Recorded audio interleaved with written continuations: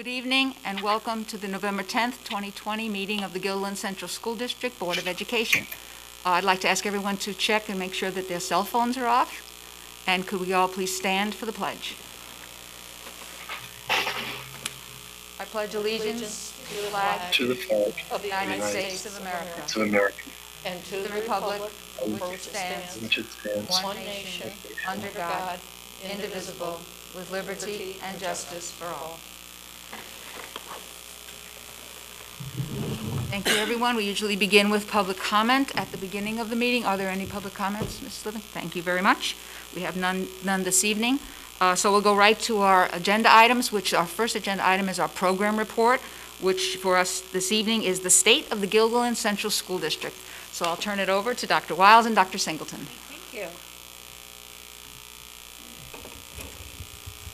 Seema and Blanca and Regan, you're going to be off the screen for a little bit.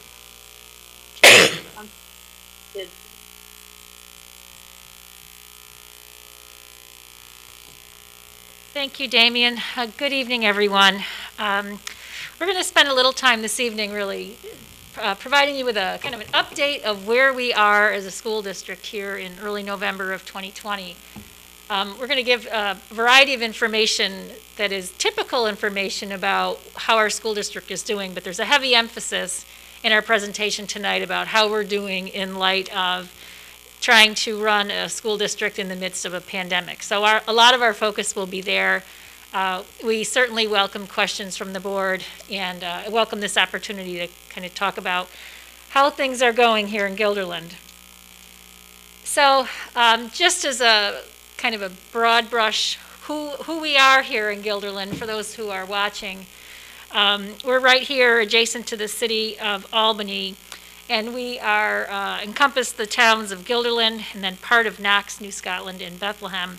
We're a large district covering 60 square miles, which is an interesting fact to keep in mind as we think about things like how we transport in a pandemic when everything has been kind of upended a bit. We have 5 elementary schools: Altamont, Guilderland, Linwood, Pine Bush, and Westmere. And then, as you know, we have one large middle school, Farnsworth Middle School, and Guilderland High School, where we are right now. One of the things that we're so proud of is that we are recognized as one of the best and one of the most challenging places to study and learn and grow in the Capital District. It is true that people turn to Guilderland to see what are we doing here when they're thinking about making changes in their own school district. So that's really a point of pride for us. And also a point of pride are really the heart and soul of our school district, which are our teachers. They are highly accomplished and they're committed to our student success. And I can tell you right now, they are working harder than they ever have to try to make school go smoothly for our learners at this time. So we're so happy and so proud of all the good work that they're doing. We always start with our mission and vision. We end with our mission and vision. We try to think about everything we do around these 2 big statements. And I won't read them to you. I know that you can read them, but I just will point out that now more than ever, we're really focused on the all of the all students. We don't want anyone to fall between the cracks. We want to make sure that we are providing for all of our students in an equitable manner, because we need to prepare them for the future. And you've all heard me say many times that the future is unknown. Never has that been more true than right now. We really can't predict what things are going to look like for our students. So we have to help them become resourceful, resilient, and really ready for whatever might come their way. And we do that largely by working together. We care greatly about teamwork here, because that's the only way that we can provide that warm and safe and welcoming environment. It's the only way we can really focus on excellence. So we come back to these key statements again and again and again, and they continue to serve us well. So with that, I think we're going to tag team a little bit here so you don't hear one voice for too long. So I'm going to turn things over to Dr. Singleton, who will give us some updates on our school community. There you go. Thank you very much, Dr. Wiles. So for those of you who are real data wonks, you're going to love this presentation. We have a lot of information to share with you tonight. I will walk you through a lot of that and try to give you some context behind some of the charts and the figures that you're about to see. So let's start with something that's fairly concrete, and this is really the trends in our overall enrollment going back to 1988, 89, up to 2021. And you can see our enrollment has been flattening. Not much change in recent years. We're currently at 4,824 students for the 2021 school year. As we pointed out a couple of years ago, however, we do have some significant changes in our demographics in the district. So economically disadvantaged, for example, and this is basically determined by those parents and families who seek free and or reduced lunch.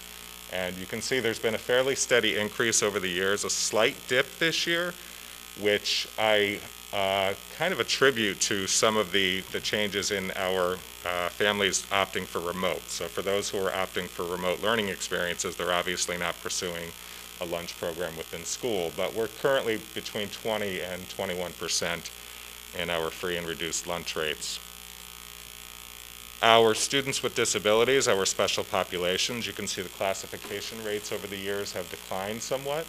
We are currently at 12.10%, which is really the lowest classification rate that we've had in a good number of years. We peaked out at about 15.16% in 2014. 15, and much of this change I would attribute to a greater focus on preventative intervention measures, things like reading recovery for our struggling readers at first grade. Much of those efforts are intended to offset potential classifications and the need for special education services. So these are promising figures for us to be sharing with you. And within those classification rates, there are a number of classification categories that we recognize. They range from students with autism to those with learning disabilities, which is our greatest number of students with an IEP, other health impaired, and students with speech impairment. And then you can see that we do have some students in some of the other designations or classifications as well. A significant change has been our English as a new language population. These are our language learners, English language learners. And you can see that we've peaked at 5.3% of our population this year. I do want to qualify that a bit though. If you go back to last year, our ENL students were not able to test out of the ENL program because the NYSA SLAT exam was not administered last year. So our rate is at 5.30%. That may well decline once we have students able to test out of the ENL population, hopefully in the spring of this year. The languages spoken, we have dozens of different languages spoken in our district as first languages, and these range from Arabic to Chinese to Telugu, which is one of our highest first languages spoken by our families in Guilderland. So a wide array of languages spoken, which I think is really reflective of the diversity and the shifts that we're seeing in our demographics. This chart is one that we shared a couple of years ago when we did a state of the district, but it has been updated. And I just want to point out to you that the trend continues. And essentially, if you follow the blue bar, this is the percentage of white students within our population. And you can see there has been a steady decline in that from 91.07% back in 2000 down to about 72% currently.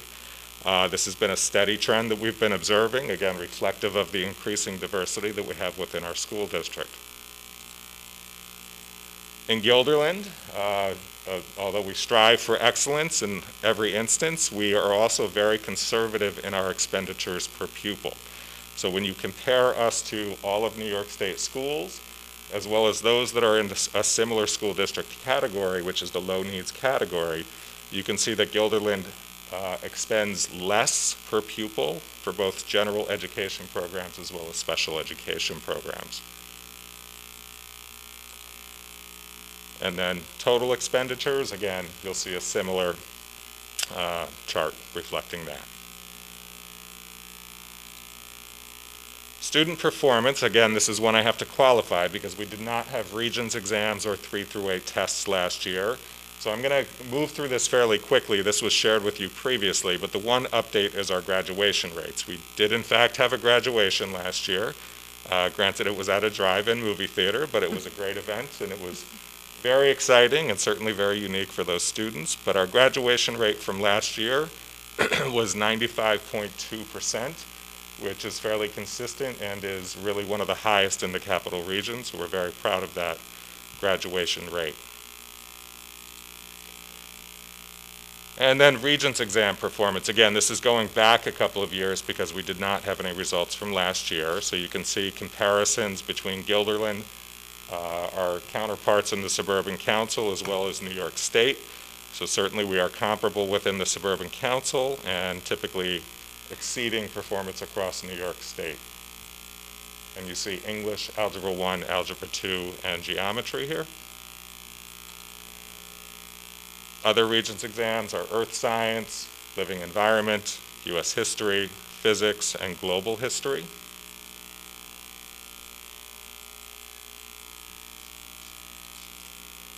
And then grades 3 through 8, English Language Arts. You can see, again, very comparable, if not exceeding, the Suburban Council, and certainly across New York State. So our students are performing quite well. And then 3 through 8, Mathematics.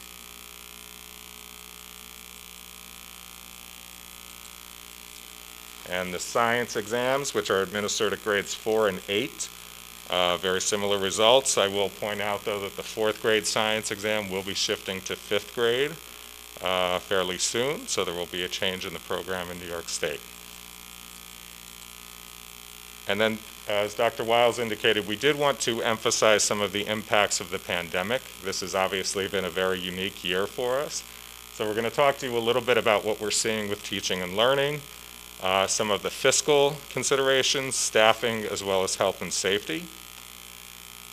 So when we look at the percentage of our students at grades K through 5 who are learning remotely, you can see that there is a high number of 35.78 that's at Westmere, but on average we have about 27% of our K through 5 students opting for a remote learning experience. At grades 6 through 8, about 26.77%. That's a total of 298 students at grades 6 through 8. And then at grades 9 through 12, we're at about 25.5%.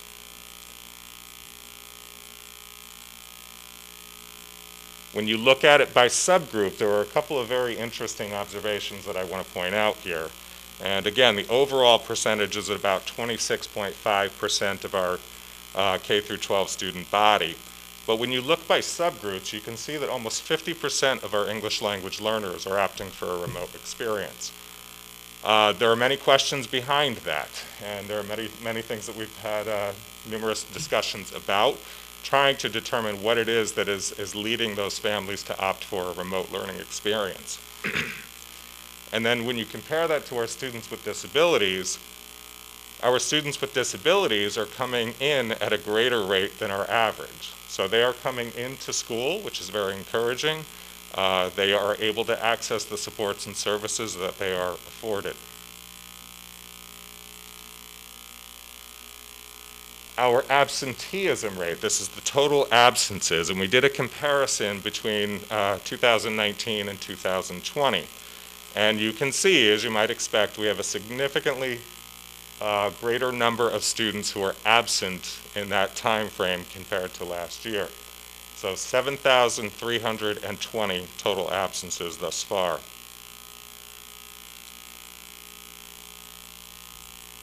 When you look at in-person versus remote, an interesting observation is that we have greater frequency of absences for in-person students at the younger grades, but when you shift to the high school level, you'll see a complete flip-flop. So we have far greater absences for students who are learning remotely at the high school level.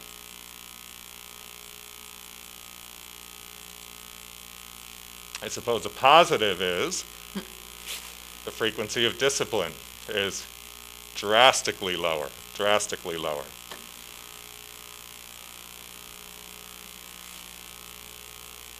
And then we'll talk a little bit about fiscal impacts. I'm going to hand it back to Dr. Wiles for this piece.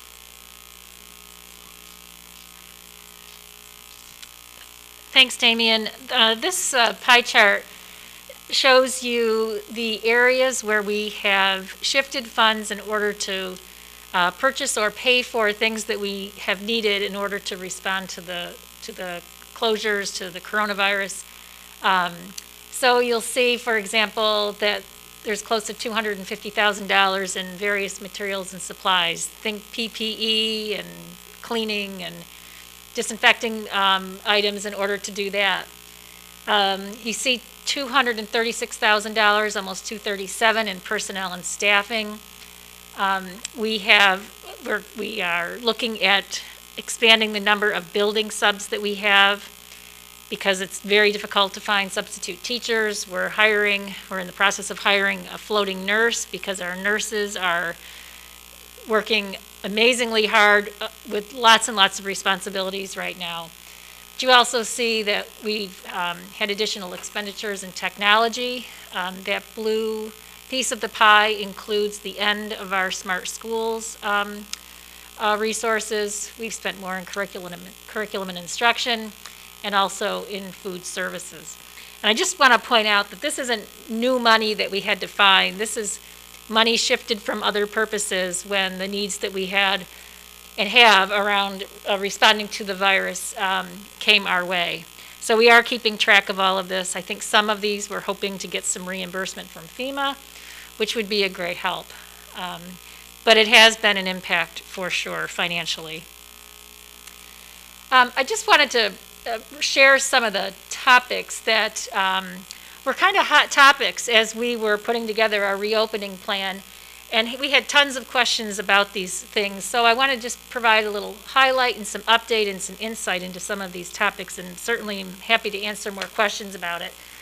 But one of the big worries and concerns going into this was, how are we ever going to have children wear masks all day? And I can tell you, while it's not perfect, because nothing is, when you walk through our buildings and look into classrooms at any age, our students are responding well and they're wearing their masks. And that, I think, has been key to our, I hate to even say it, but our low number of cases and our capacity to stay open. So what we thought would be a real barrier, in fact, has not turned out to be at all. The other piece that was really huge in our planning was this requirement to keep social distancing within our classrooms. You'll remember the 6-foot mandate is essentially what caused us to reconfigure our classrooms. So we have 5th grade up at Farnsworth, we have 8th grade here. The LGI has become a band room. If you look behind you, you can see music chairs and stands at 12-foot social distancing. If you came here during the day, you would see special masks on our students and covers on their bells. The social distancing is working. It's harder at some grades than others. I mean, picture our youngest learners. They don't like to stay 6 feet apart, but in their desks, they are absolutely doing that. The disinfecting and cleaning protocols, this continues to be a work in progress in terms of the process that has to happen during the day, particularly with our older students who are changing classes. After a class finishes and leaves to go to their next class, the teacher in the room needs to clean and disinfect all of those desks before the next group of kids come in. And we've had some trial and error in all of that. We've had cleaning products that had to sit on the surface for up to 3 minutes. They call it dwell time, something I learned this year, which cut into the amount of time that teachers would have to transition. So we've had to find alternatives that would go faster in order to make that happen. But again, that cleaning and disinfecting is constant. Each and every night, our amazing custodial staff is doing the cleaning, the deep cleaning of all of our buildings. So it's been going really very well, but none of it is easy. Another area that we've really had to think a lot about is this notion of symptomatic staff and students.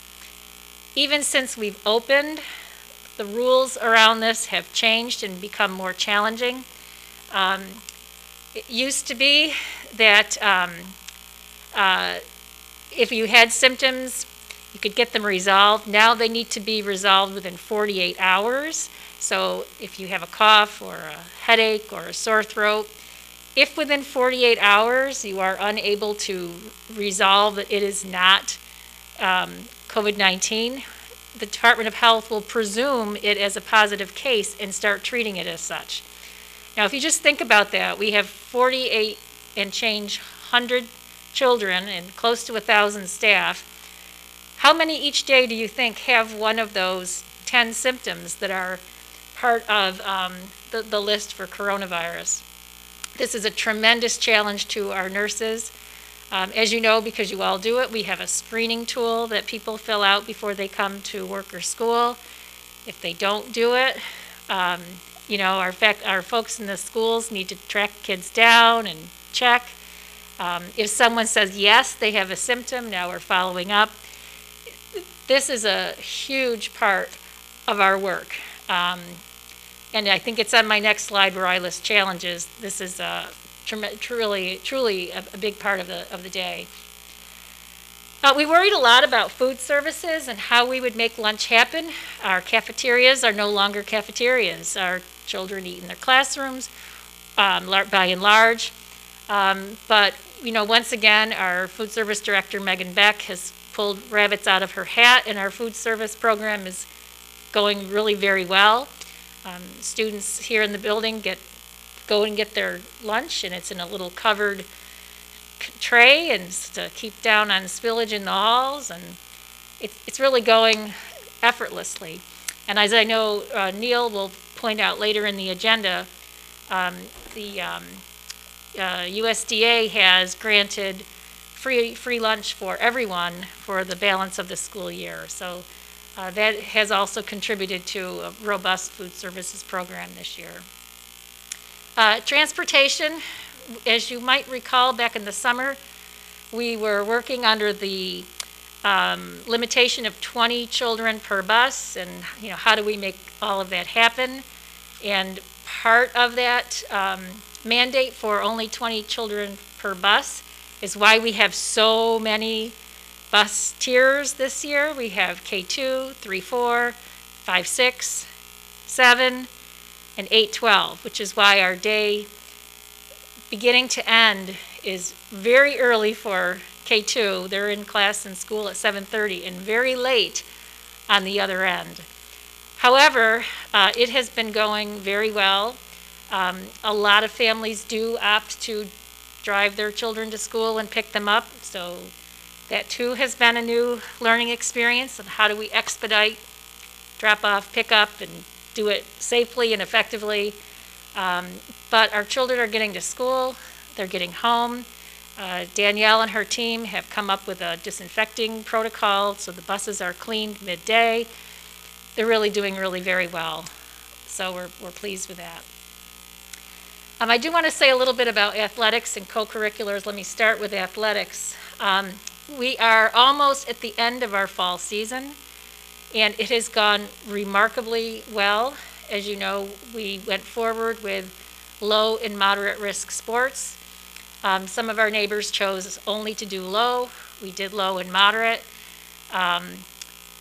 I cannot say enough about our coaches and our student athletes and their parents who come as spectators, because there are dozens of rules and restrictions and requirements to wear masks when you're playing and when they're running, limits to the number of spectators who can come, et cetera, et cetera, et cetera. And it has been really, I would say, just about flawless this fall.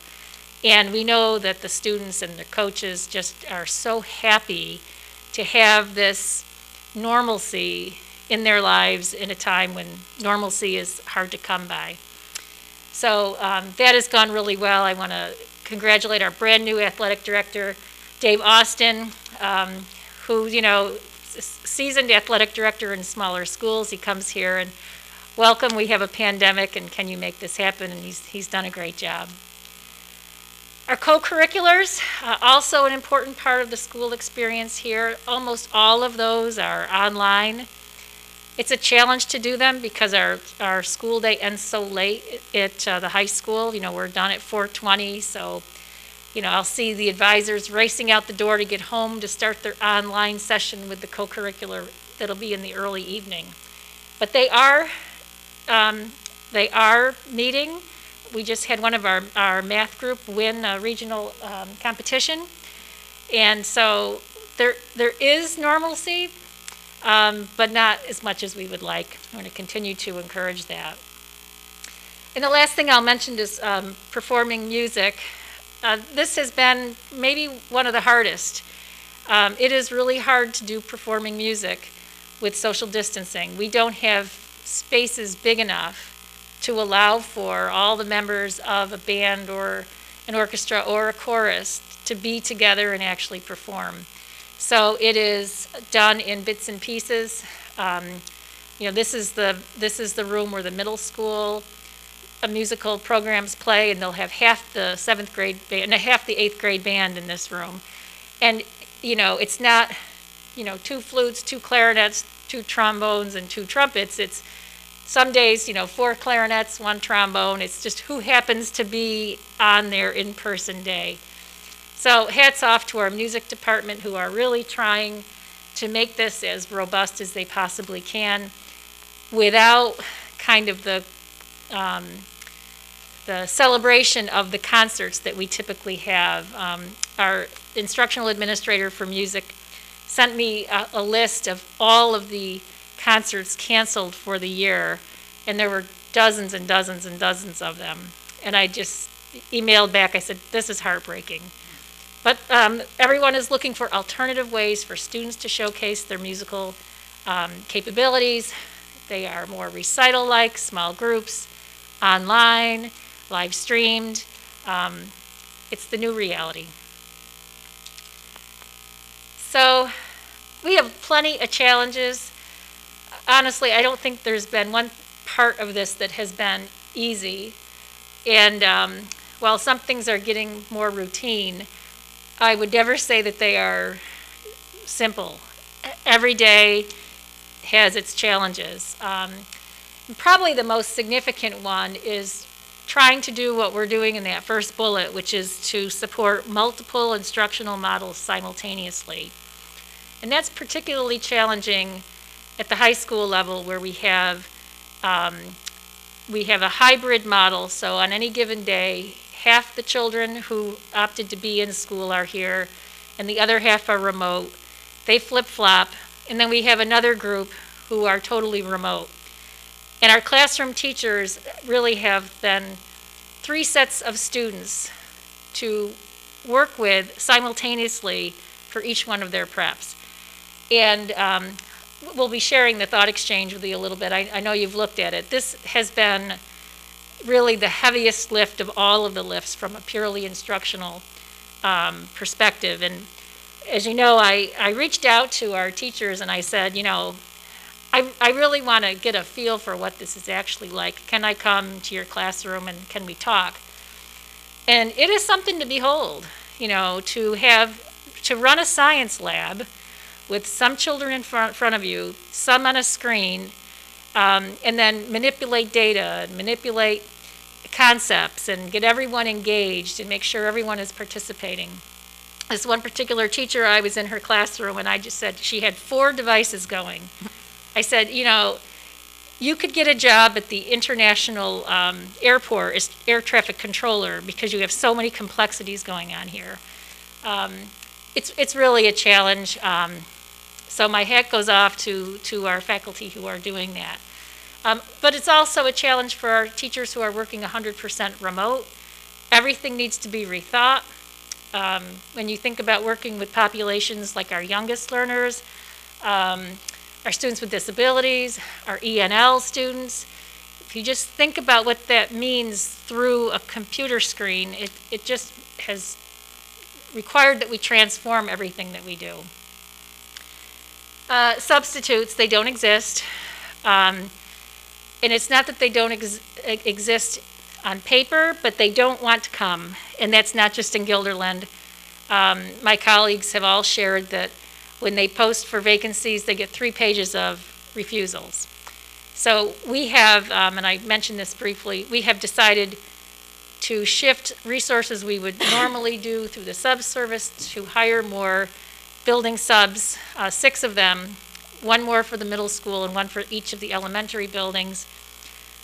We always need them, and then if we have a situation where we need a number of subs to cover, we call them the sub squad. We'll call in the sub squad and they can go to the Altamont or the Westmere or wherever the need might be. So that's a real challenge.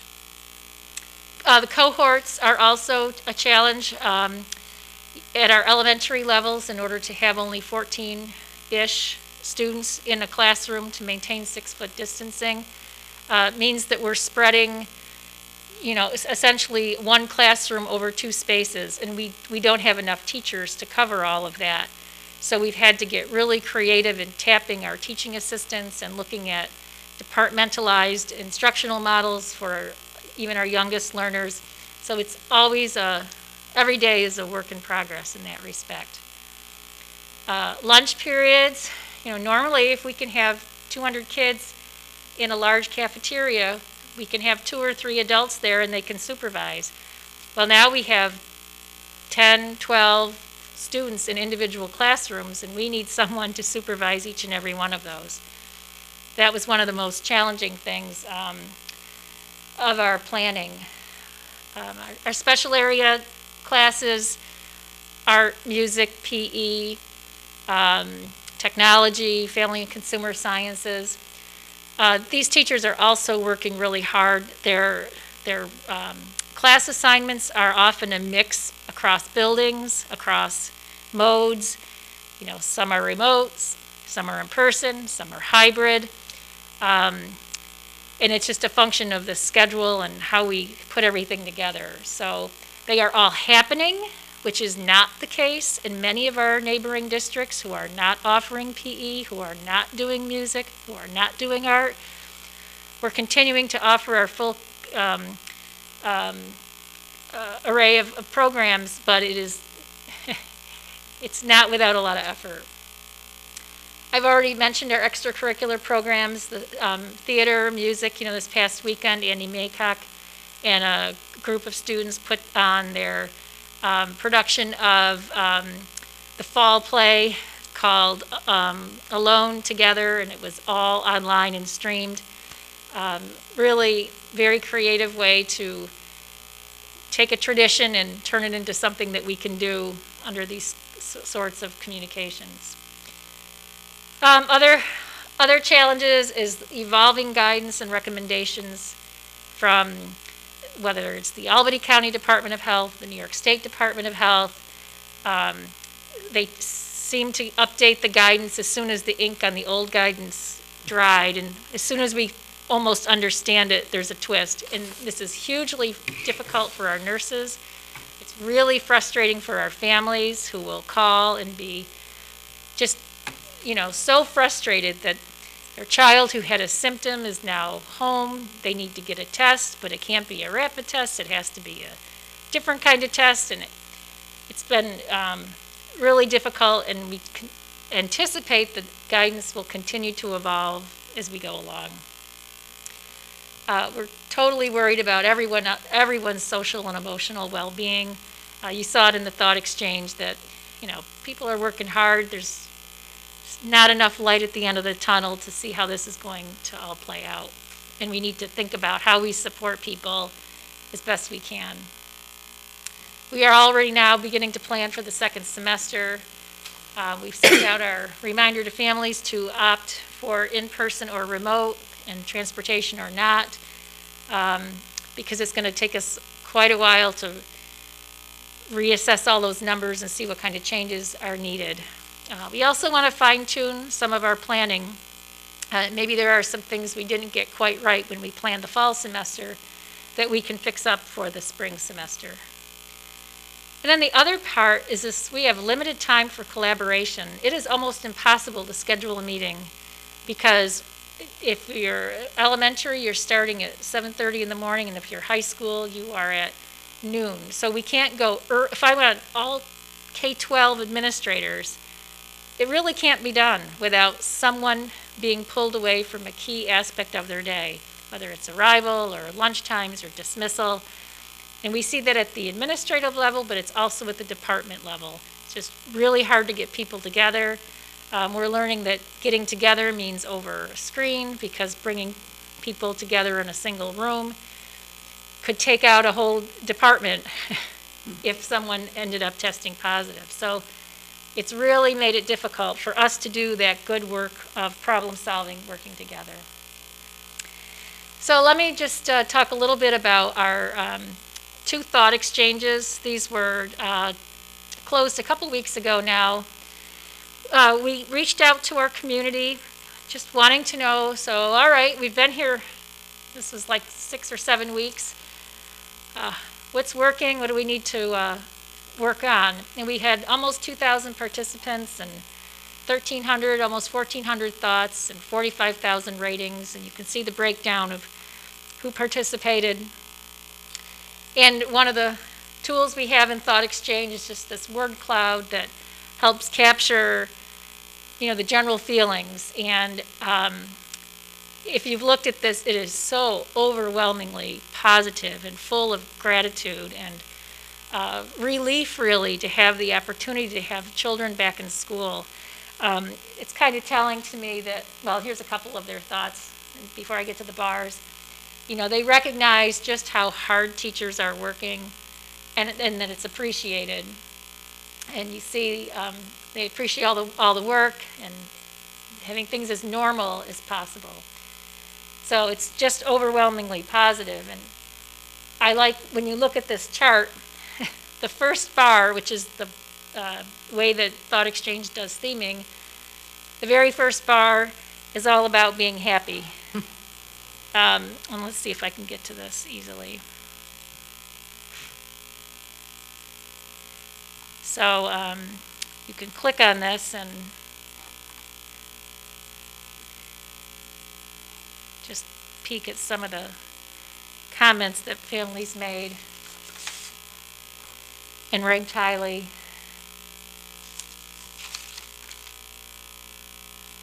And there's hundreds of thoughts here, but just happy to be in school, being with their friends. Take a peek at this one. Teachers doing a great job. Appreciate the efforts. Daughter having a wonderful time. Can't wait for school to go back to normal. Amen. Here, let me click on help. I won't go through all of these, but just appreciative for the help, reaching out to remote students, trying to keep people informed, small class sizes. And then I'll click on this last one over here. So we were so worried about masks. And people are kind of resigned to them because they work. My kids don't mind wearing masks all day. They enjoy being back at school. The masks, hand washing is working well. School days are going well. So it's really, make sure I can get back to this without screwing it up. Which one? The one that says November 10th. Ah, here we go. Thank you, Damien. So the thought exchanges are like a tale of two cities, because we did a similar one with faculty and staff. We had over 400 participants. It was largely teachers who participated. And then look at this word cloud. It is starkly different. Stress, mental stress, I'm assuming. Just a lot of, I don't even know what word it is, but just a lot of struggle in that word cloud. And then you can see some of the key thoughts. they needed time, need to plan, need more planning time built into the schedule, worried about stress. And when you look there, the number one thing that they refer to is planning time. And I think, as you know, we'll report in a little bit that we redesigned our November 3rd conference day to make sure we gave people the time that they needed. And we're working to find ways to support them better. And just really a difficult bunch of thoughts to think about. Now, I'm not sure why it's cut off, but if you remember the parent bars, the first one was happy. And the faculty and staff, there is a bar here that says happy, but it's way off to the other end. So, anyway, let me just talk a little bit about next steps. As I mentioned, we're already planning and preparing for second semester. It seems like a long way away, but there's a ton to be done between now and then. We continue to try to find ways to, and time to collaborate and plan. We do think about contingency planning. I sent a memo to all of our instructional staff today to say, look, if you look around us, a lot of schools have had to go to remote, like overnight, because of a increase in cases. So do you have a plan should that happen to us? So we talked a little bit about that. And then budget development for 21-22. We do need to begin that process, and we're doing it with lots and lots of uncertainty in our world. So before I take some questions, I do have a couple images here to remind you that we still do fun things here in Guilderland, and we still have happy children. That's a new piece of playground equipment at Pine Bush. It was purchased with the PTA, and Cliff and his crew just got it installed so we could enjoy this beautiful weather. And there, the kids are having a blast. And then just last week, this is a group of 8th grade boys taking off from the starting line for the Dutchman Dash here at school. It used to be the Road Runner, but we've improvised. And they had a great time and did a great job. And then there is the Longhouse. This year, Cliff Nooney also jumped in with his crew to help put it together so we didn't have to have all of those visitors on campus and raise the risk. So, yes, there are challenges, but there is joy as well. Questions?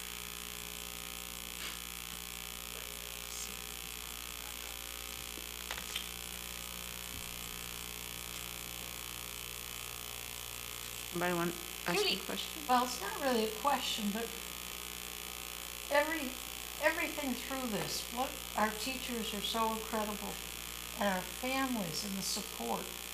Part of that's because of all the hard work that went in, so it does work. But it's pretty overwhelming to see how well people are working. I mean, it's happening, but not without a lot of background. You know, you guys and all the people who pitched in over the summer, and it's wonderful. It really is. Instead of being a bummer, you feel okay. Things are going. So thank you to you guys, to everybody, because what a difference. Thank you, Judy. You know, thank you for the support of the board, because we can't do anything without that. Other comments or questions? Rebecca? It was really illuminating. Thank you so much for all that data. I don't know, with all of the absences, 7,000 absences is a lot of data to go through. Have you noticed a trend that it's disproportionately either students with disabilities that are absent or economically disadvantaged kids? So are we disproportionately having those groups be absent more, I guess is my question. Well, it depends. It depends on if you're looking at the remote group of students or you're looking at the in-person group of students, and then what level are you looking at? So there's High not a, school. what's that? I guess more high school, just because it was so, apparent.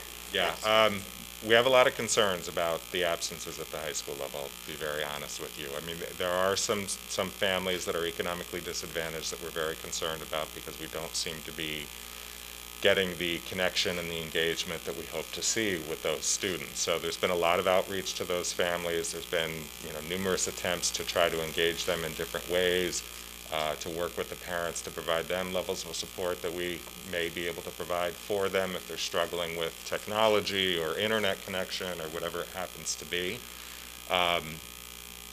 In some instances, I'll be really honest with you. I mean, in some instances, I think our teachers are seeing students who are just logging on, but may not be focused in what's taking place in the Google Meet or the classroom session that they're observing. And that's a challenge, and I think to some degree there's the nature of a high school student and wanting to sleep a little bit later potentially, so we're dealing with that as well. But students with disabilities, for the most part, have been pretty well engaged. It hasn't been a real glaring concern with that population. But it's definitely a data point that we're keeping a very close eye on. Gloria? I was going to check with Seema and Blanca if they, Blanca? I have a comment. Yep. I always have a comment, don't I? Okay, so it's no secret that I was extremely concerned about reopening our schools to in-person teaching this fall due to COVID-19. And I felt that way in large part due to the fact that the plan relies so heavily on human behavior at every level of our learning community. So I would also like to say that congratulations and a heartfelt thank you to all faculty, staff, parents, and students, because if they hadn't have done their part, we would have had one heck of an outbreak. We would have ended up just like all the other schools surrounding us. So Marie, kudos to you. Damien, kudos to you. The people who are cleaning in between, our bus drivers, the staff, the cafeteria staff. I can't say enough. I'm so proud and frankly very surprised at how low our numbers were. I do feel a little differently about the winter, as you know. I'm concerned not about our community, because I know we're going to stay strong and I know we're all doing what we're supposed to, but I'm afraid that our community, our external community, the numbers are increasing so much that it's going to become a problem for us internally. And so I urge us to consider, though we've been doing great now, let's not mess it up. Let's consider what the institutions of higher learning in the area are doing around us, and switch to remote before we have an outbreak and be preventative. That's my 2 cents. I'm okay always having the unpopular opinion, but I felt like I had to say that. Thanks. Thank you, Blanca. We appreciate that, and I do want to just underscore that everyone is truly doing their part, and then some. And I heard today, I don't even remember who said it to me, but someone in a neighboring district said, "What do you have a immunization for this over in Guilderland?" And if we do, we're not telling. Seema, any questions? Yeah, I just had a comment and question. Someone also said that to me at work. They said, Guilderland is pretty quiet over there. What's happening? And I said, nothing. Don't jinx us. This is right before we had I blame them. I just had a question on the pie chart with the fiscal impacts. Sorry if you said this and I missed it. You said that that hopefully that we would get some relief from FEMA, or this is all right now just currently from the district? Yes, it's all district funds. The only exception, I guess, would be the Smart Schools money that was used for the technology. That would not have been general fund money, although it also was general fund then reimbursed after the fact, but the rest is all district money. There's no hope that we would know that we would be getting any kind of relief before the budget, or any timeline in the process of the budget timeline? Not really. I think it's impossible to know. I mean, all of the revenue streams right now, I think, are unknown. So we would hope. Okay, thank you. Barbara? Earlier in the season, a parent, I believe, wrote and asked us about the availability of multiple computers in an elementary setting. And we were told that we had them on order, but they're in China somewhere. Have they come in or not? Didn't we get a few things in? Well, we got a few things in, but we didn't get the big orders in. So we're still awaiting delivery of about 1,800 devices. Last we heard, they will be here sometime mid to late December. We have enough devices on hand. They're not of newest generation by any stretch. We have a surplus of very old devices that we can distribute if we need to do so, and we are prepared to do so, but we are still awaiting delivery of the big orders. Now, if somebody in the community has an extra computer laying around, does it have to be a Chromebook, or could it be anything that a child could use? No, I mean, we've had some donations come in, which has been fantastic, and we're certainly very appreciative of that. It doesn't have to be a Chromebook, no. We have, a number of students who are using Apple products. We have students who are using Windows products. Most of what we operate with is web-based, so it's not really, it's kind of platform agnostic, if you will. It's not really dependent on whether it's a Windows or a Macintosh or a Chromebook. So we can make it work for the most part. There are some applications that get a little bit finicky, I will say that. So if you have things that are, kind of Google app products, sometimes they don't work extremely well on an iPad. There is still that proprietary kind of approach, I would say, from some of the device manufacturers, but for the most part, we can make things work. The only reason I ask, I know how difficult it is if you have a second, a third, and a fourth grader, and they're all supposed to be in school, and yet you have the one computer. And I know people in our area oftentimes trade out their iPad or their computer, for the next generation. And I think those would still function from what I hear you saying. So maybe we could put a notice out to the community to say, if you have any of these laying around, could we borrow them, or could you donate them, however, Sure. for those families that are struggling. My last question is, are all our families now on a good Wi-Fi network? Do we still have hotspots out there, or? We do still have hotspots out there, and we still have some hotspots in reserve. So as far as we know as of today, everyone is connected. That may change tomorrow, so we keep a very close eye on that. But as of today, everyone is connected. That's wonderful news. Thank you. Any other comments or questions? I just wanted to say, I like to echo Blanca and Dr. Wiles in terms of congratulating everyone on the efforts that they're making, and also maybe take this opportunity to just caution everyone. We're entering, difficult times with the holidays coming up and travel and things, maybe families visiting and things like that. So just a word of caution to just be aware and, constantly watch out, because we don't want to wreck this. I mean, we're on a good path, and people are working very, very hard. It's as obvious from this presentation how hard we're all working, parents, kids, the community itself. So thank you all, and just keep it up a little while longer, we hope. Damien, I wanted to ask, do you have any ideas? I know the Regents in January has been postponed. We have no ideas about any other testing. We don't.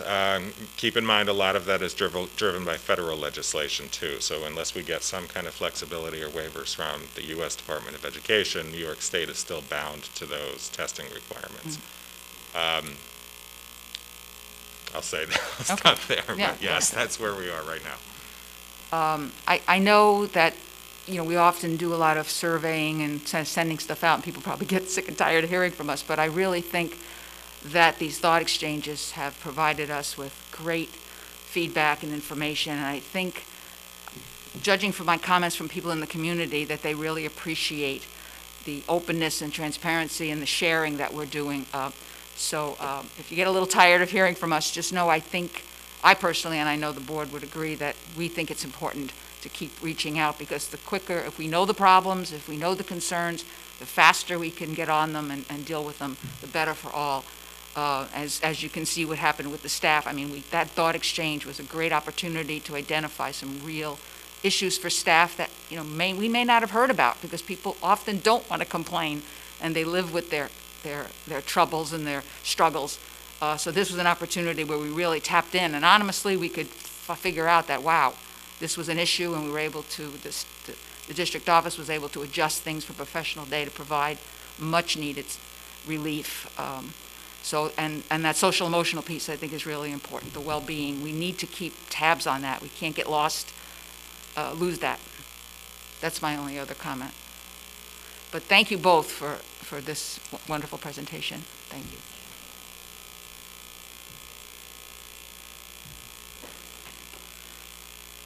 Okay, if we'll take a moment and go back to our agenda, we are on the consent items. And the consent items are the minutes of the October 20th meeting, the CPS and CSE recommendations, personnel agenda action, and the financials 1 through 6. Can I have a motion to accept the consent agenda? Barbara, a second. Luciano, thank you. Any discussion, questions, comments?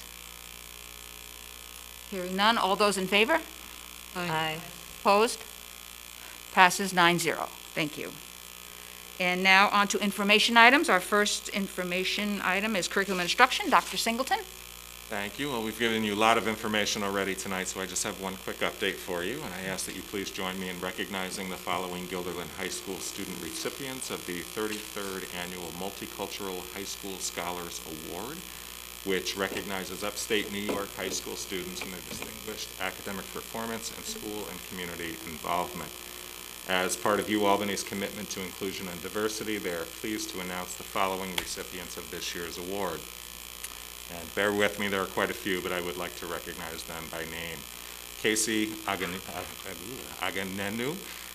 Adam Amadzi, Hiba Ahmed, Jessica Ahin Bua, Vanessa Alcantara Lira, Matthew Allen, Pratul Amaneni, Michaela Bryan, Nathan Cow, Nicholas Castillo, Julian Chen, Marie Calasan, Rubina Firdau, Hannah Fapali Hernandez, Sean Francis, Sophie Green, Darren Hernandez, Charles Joseph, Mon Ka, Arisha Kassam, Sidra Khan, Rina Ko, Amal Kumar, Shreya Kumetha, Josie Kirakosa, Camille LaJoy, Miriam Legacy, Sri Hitha Manga, Grace McFerrin, Vizine Mondello, Anish Mupidi, June Ho O, Lavanya Prabhakar, Muhib Rafiq, Nakaya Isabella Rios, Elena Sarecha, Alexandra Shemerhorn, Shashank Shamshabad, Aman Sial, Suhan Sureshi, Shrutika Taniru, Nafisa Tasneem, Kiana Tatun, Vibha Thairu Nelaya, Gopala Krishnan, Stella Trickett, Raya Valabaneni, Thomas Wu, Jason Zhu, Andrew Yang, and Amy Zhang. And we share UAlbany's pride in recognizing these scholars, and we look forward to their accomplishments as they move forward to college and later to their careers. And I apologize if I mispronounced any names there. I think you did a wonderful job there, They were Damien. tough. Our diversity is a great challenge for It us. sure It's is. wonderful. Thank you for that. Next on our agenda is the School of Business Information. Mr. Sanders? Thank you, Gloria.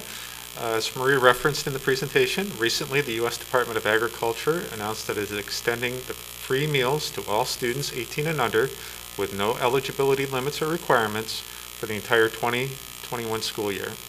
Back in September, the USDA announced the program would be extended through December 31st, 2020, or until funding ran out. Under the most recent extension, funding has been appropriated to allow the program to continue through June 30th, 2021. So that's very good news for our students and families. Excellent.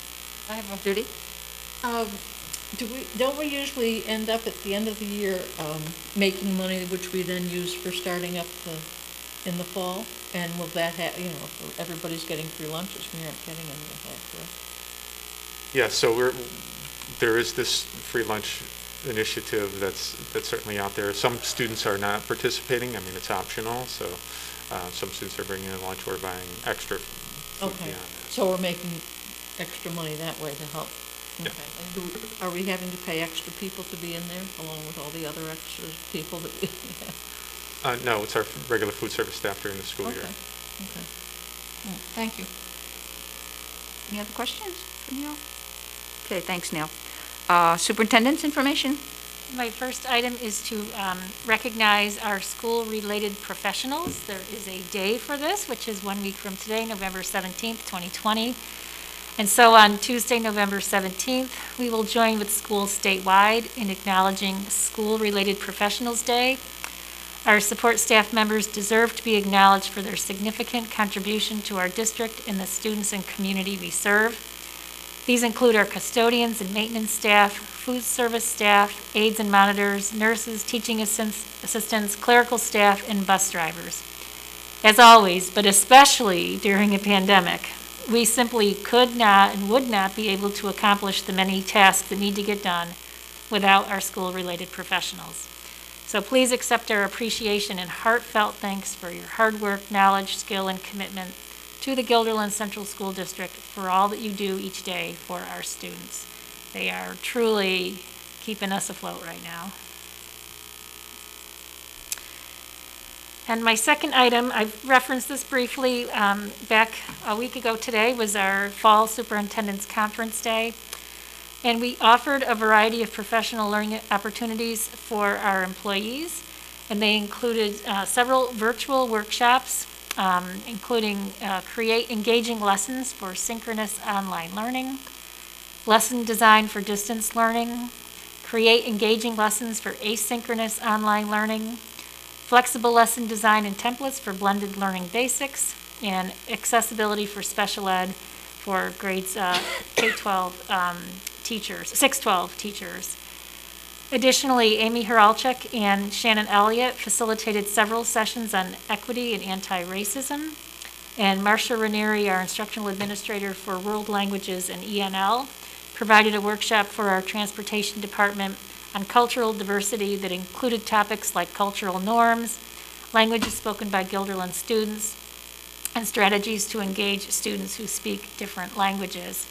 So the hallmark of this conference day was that all of these were optional, and so teachers could either join them, or if they needed time for planning or wanting to work with their peers, they could also do that. And I think everyone was able to find a mix of activities that served them well. I will say, though, that I too need to learn more about working online as a teacher of whatever. So I actually took a couple of the courses. They were outstanding. And I'll just say I looked at the number of participants, and they were very well attended by a number of our faculty and staff. So I think, we altered our plans, but it worked out well. Was there an evaluation done? Did people evaluate session? Yep, they did. Yes. Good. Yeah, very positive feedback. Very Good, excellent. Any other thoughts or comments? Okay, under board president information and SEMA, please feel free to jump in if you have something to add under board president information. The two items we have are the Board of Education policy review. You have, oops, my computer just went off. You have a list of board policies or policy to be reviewed for our next meeting. Barbara, did you say anything about that? Yes, policy number 9240 will be a new policy, and it's recruiting and hiring. If you want to take a particularly close look at that. And under 4511, under criteria, under D, there's just two minor commas that have to be added. Number 6 should read, after inclusion, a comma, in the body of works as a whole, comma, et cetera. So it just, those minor things. But the rest of them are, we're just trying to go back and, keep our current policies up to date. So there are minor changes in the others. But that 9240 is a new one. Yeah. Okay. Great, thank you. So those are for our homework for our next meeting. Second item on the agenda is our Equity and Diversity Committee, and we're putting that in an update every board meeting. And once the committee is established, that will be under our standing committee reports. When we do our other 4, there will be now 5 standing committees. But for now, we were pleasantly surprised. We had 66 people turn in letters of interest in sitting on this committee, which I know personally I was so excited. And reading the letters, the enthusiasm and the commitment, the positive vibes I got from reading those letters. So I was really enthusiastic in seeing that this committee coming together. We all have a homework assignment from SEMA. She sent us a chart, and if we would go through those letters and prioritize the people that we would like to sit on the committee and our reasonings for our suggestions, and that is due in by this Friday, correct, SEMA? Yeah, I just wanted to have this by this Friday, and I also thought already the same, that it's a good problem that we had so many responses from the community. Usually, we put things out there, we don't always hear back from the community, but it was really overwhelming and positive to hear that a lot of people wanted to participate. Yeah. And I wish we could include everybody, but like we talked before, it would be too big, but it's going to be tough to pick from those letters. But thank you to everybody who participated and submitted letters. Absolutely. Thanks to all of you who indicated an interest. And as Seema said, that this committee will change every year. I think next year we'll have other people come in, so there'll be a rotating membership. And also, the meetings will be public, so they will be live streamed, so people can always tune in and send their thoughts in to any committee member once we get rolling. So that's our Barbara. I would like to maintain that great pool of people that we have, so that once the steering committee is established, I'm hoping that as they break up into maybe subcommittees, that those committees then will take some of the expertise of the people that aren't on the steering committee and involve them in the process in that way, so that we don't lose all the knowledge base that's there, that's being volunteered. Yeah, I was amazed the number of community people that have some expertise in this area that have offered to volunteer to help out with this. That was great. And parents who have high interest, but also some background in the areas as well. I want to add one more thing, Sure. just to clarify. I think it's every 2 years we wrote down, but you can double check. I thought that was what we said last time on the. Yes, I think so too. no, it is 2 years. So, well, actually, it's a year and a half. Year and a half the first time. Because if we don't get them together till December, we only have, 6 months. Yes, we figured we'd end this year and then do 1 year full, And then, and then rotate.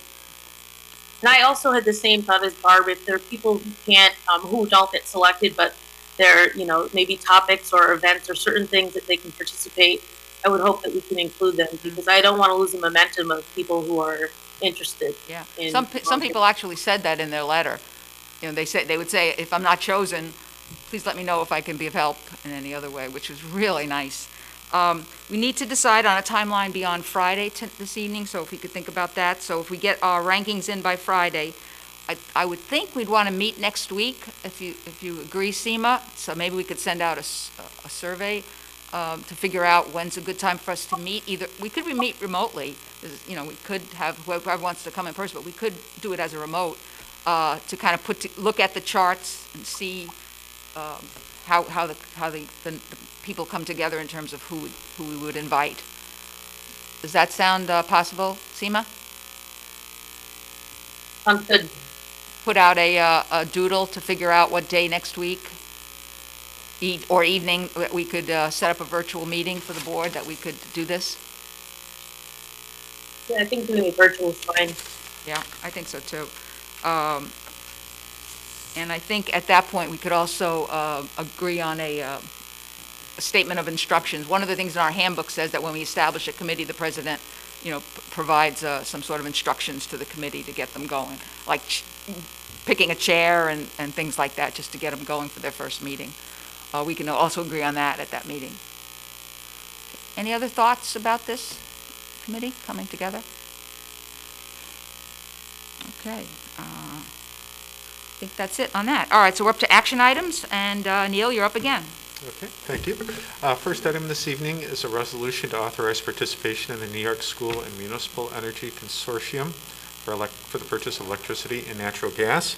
We have been with this consortium since 2003, and what we're doing is leveraging the cooperative or collective purchasing power of 160 school districts, BoCEs, and municipalities throughout New York State. So by joining this consortium, we will be going out to bid for natural gas and electricity, but we'll be doing it with a lot of other entities and obtaining the best pricing.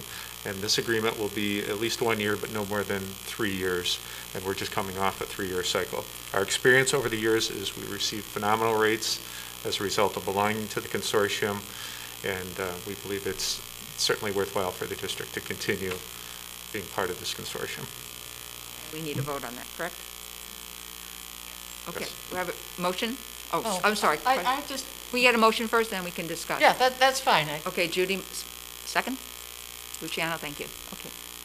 Okay, I'm wondering, with the solar electricity that we're gaining, are we putting in a smaller bid for electricity, or is it just the electricity that we buy, we get the better price, even though it's a lesser amount than what we have? I assume it's a lesser amount. Yes, so we're generating some of our own electricity, so what we have to do is put in some data about our utilization. So our utilization is going to reflect, the solar farm taking part of that load that we used to have. So what we had to do is supply data to the consortium to say, how much do we expect to purchase in terms of natural gas and electricity? And how much is a percentage, do we have any idea yet of what our electric bills are that we're saving or that it's gone down? From the consortium? No, from the solar pan, I'm just interested. I don't have that information Okay. with me tonight, but we could certainly provide that. Yeah, for you. sometime I'd just be interested in seeing, thank you. Any other questions, comments? Okay, all those in favor? Aye. Opposed? Hearing none, 9-0 passes. Next is a resolution to approve a memorandum with agreement for federal IDEA flow-through funds, and it's with 2 schools. One is Hillcrest Educational Centers, and the other is with Wildwood School. Question, motion to accept? Ben, thank you. Barbara, second. Any comments or questions? Okay, all those in favor? Aye. Opposed? Passes 9-0.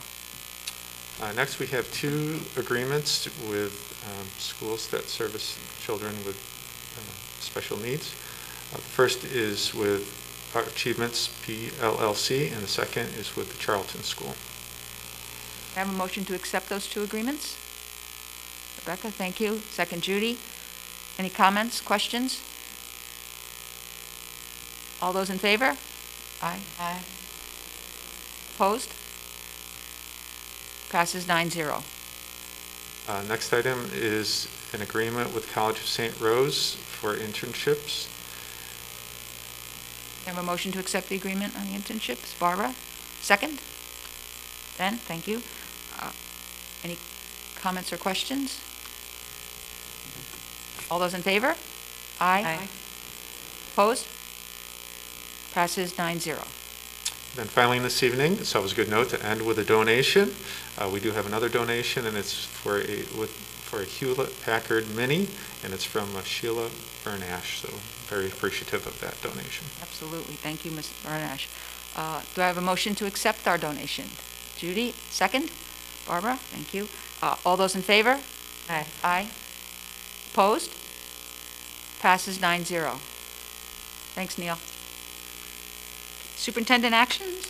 Okay, thank you, Gloria. I just have one item tonight, and this is seeking board approval for a memorandum of agreement between the Guilderland Central School District and the Guilderland Teachers Association. And this is a memorandum of agreement that reflects some changes that were necessary as a result of a reopening plan. There were things that we needed to do to get the year started that didn't exactly match the language of the current agreement with the Guilderland Teachers Association. So we met with them several times to amend the language just for the purposes of this school year. Do I have a motion? Thank you, Ben. Second? Judy? Okay, all those in favor, comments, questions? All those in favor of the memorandum? Aye. Opposed? Passes 9-0. Okay, we're on to our committee reports, and why don't we start off with audit, Ben?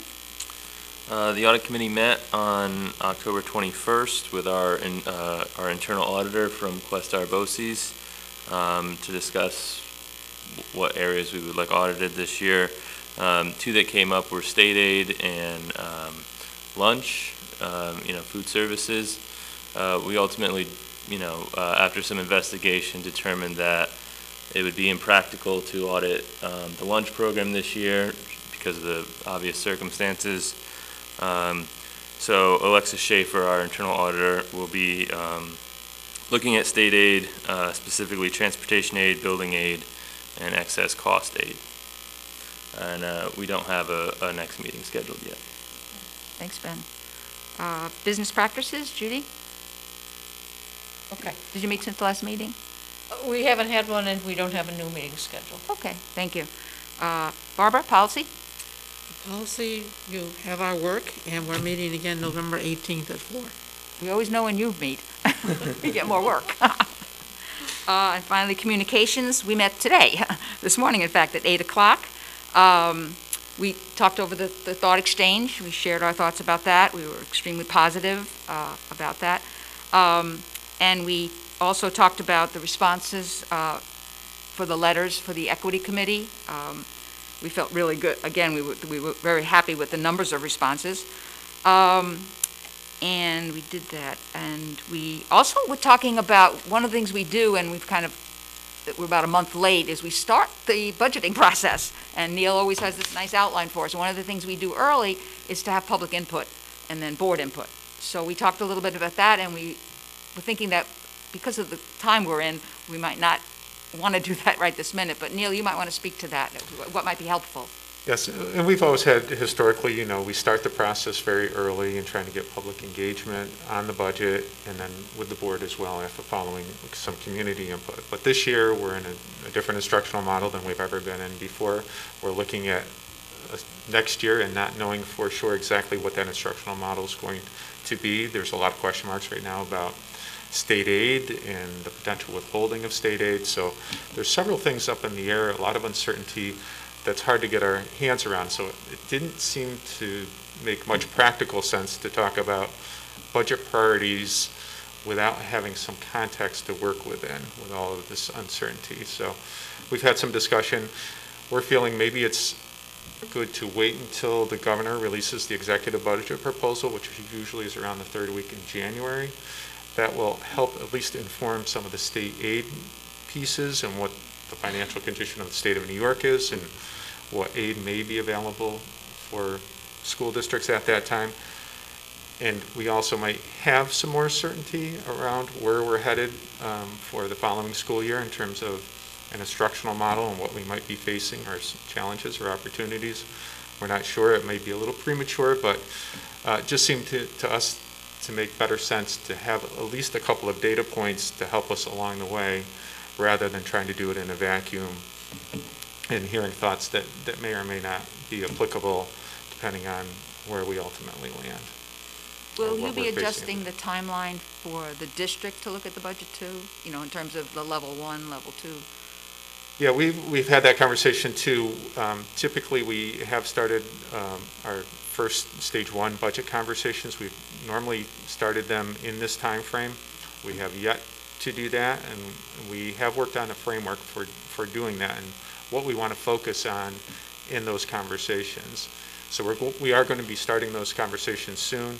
It's really going to focus on what we're experiencing this year, how well things are going this year, but also looking at some rollover budget kind of opportunities, and we'll talk about that with the board as well, but maybe looking at a range of opportunities in terms of a rollover budget.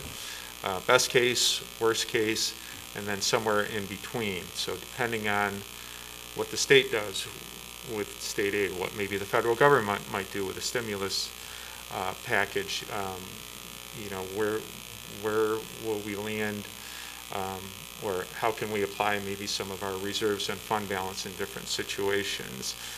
What are our staffing costs going to look like under different models? So how many retirements we might have. So if we factor in some of those variables, the idea will be we kind of have a range to work within.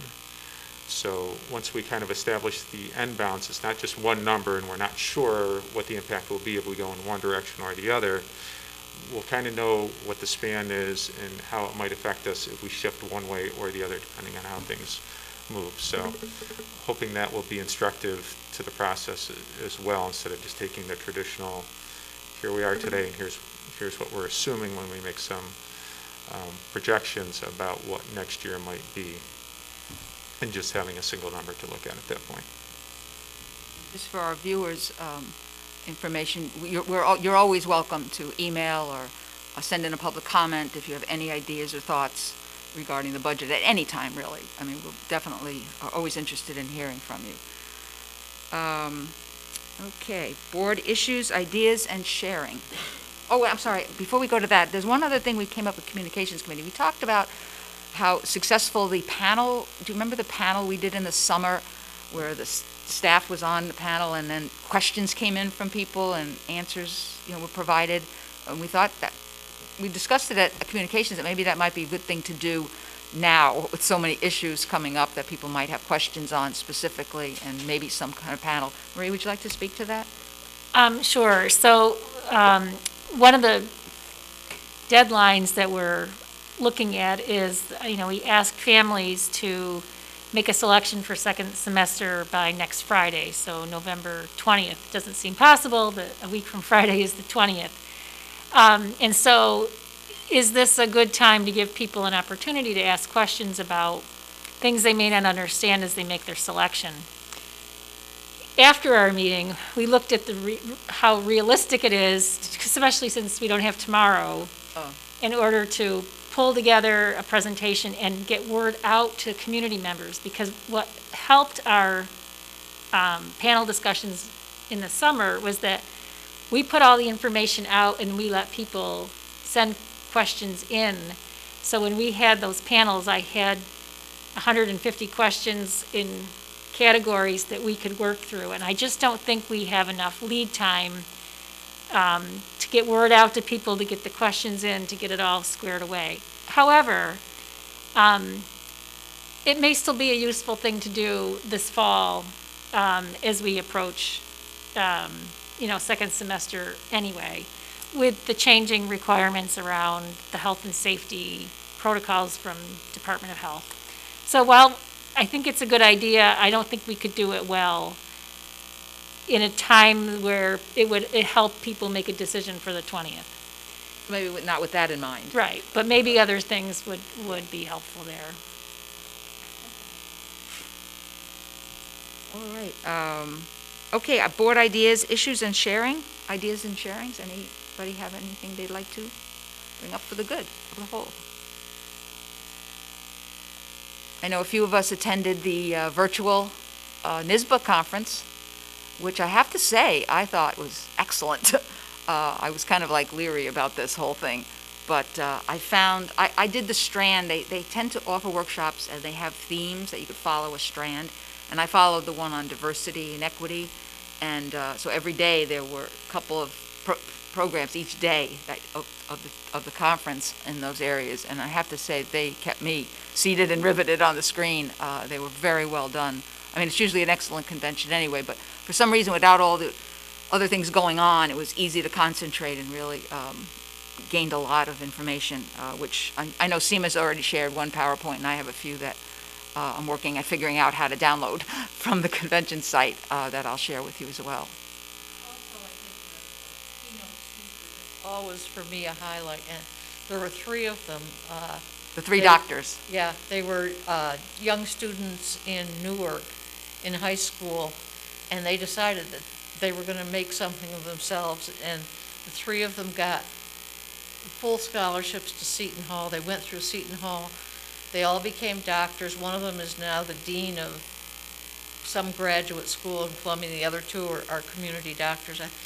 And what they were saying, how they bonded and how they stuck together, and it was really inspiring. Yeah. The keynote speaker is always fabulous, and this was equally so. They were excellent. Yeah. What a tale they tell.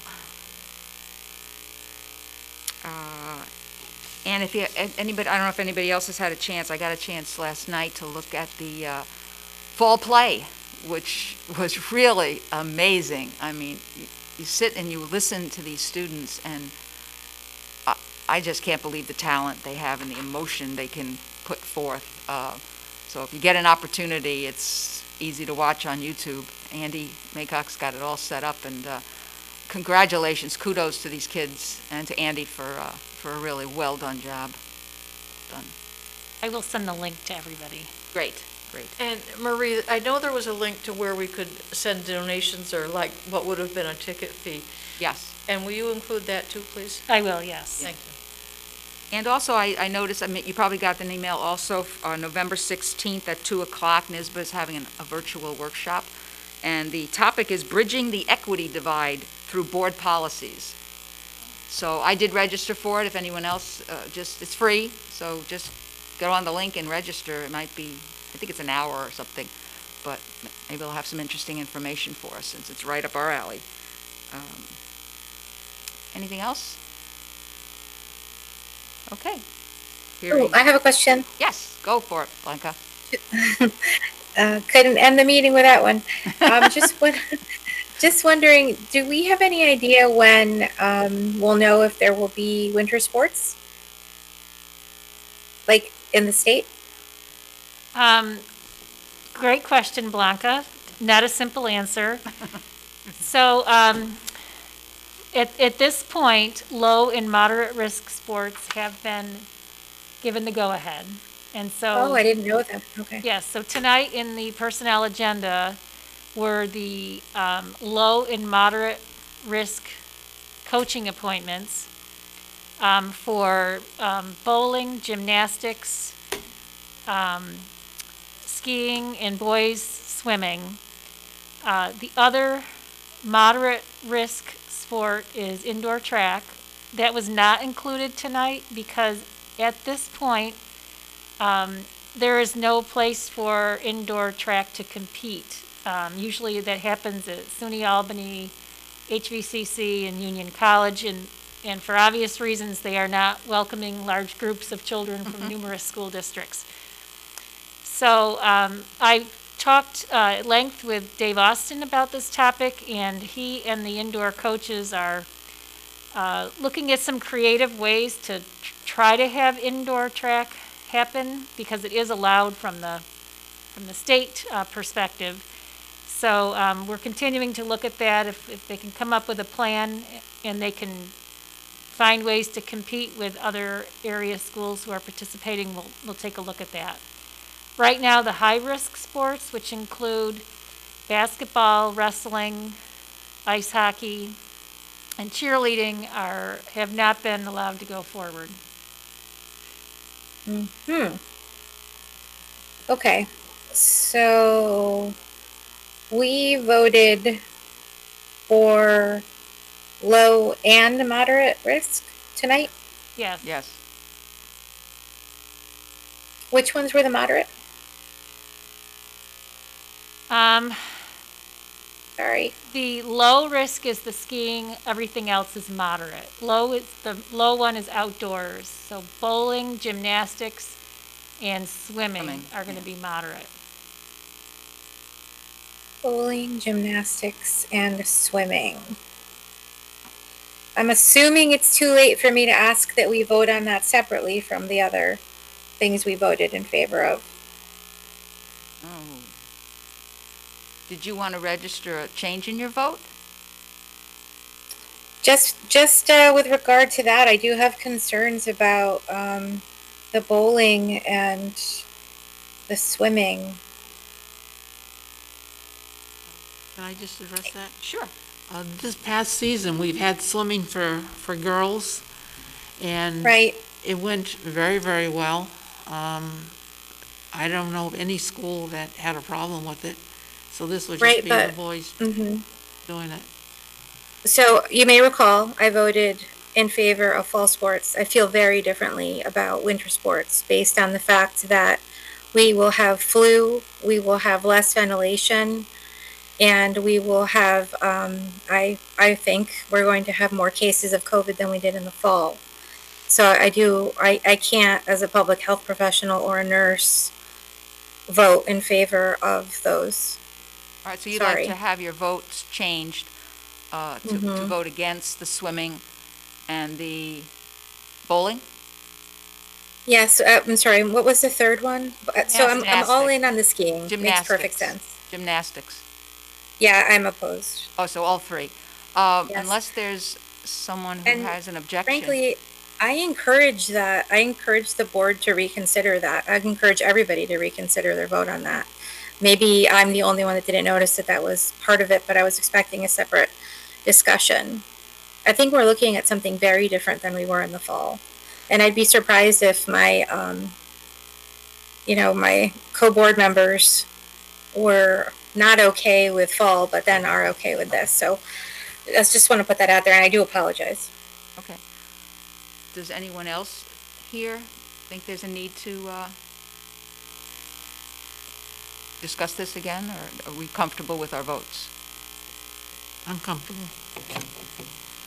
Okay, Blanca, it seems like people are comfortable with their votes, but if you feel like you'd like to switch your vote, I don't think there's any problem I with would that. like to switch my vote. Thanks. Can we note that, Linda? Thank you. All right. I'm so sorry. That's okay. Thanks. Any other things that you'd like to bring up? Anyone have? Linda, I forgot to ask you, is there any public comment? Number 2? Okay. Hearing none and seeing no hands, I will entertain a motion to adjourn. Barbara, second? Thank you, Ben. All those in favor? Aye. Aye. Hearing no opposed, 9-0. Thank you all. Safe journey.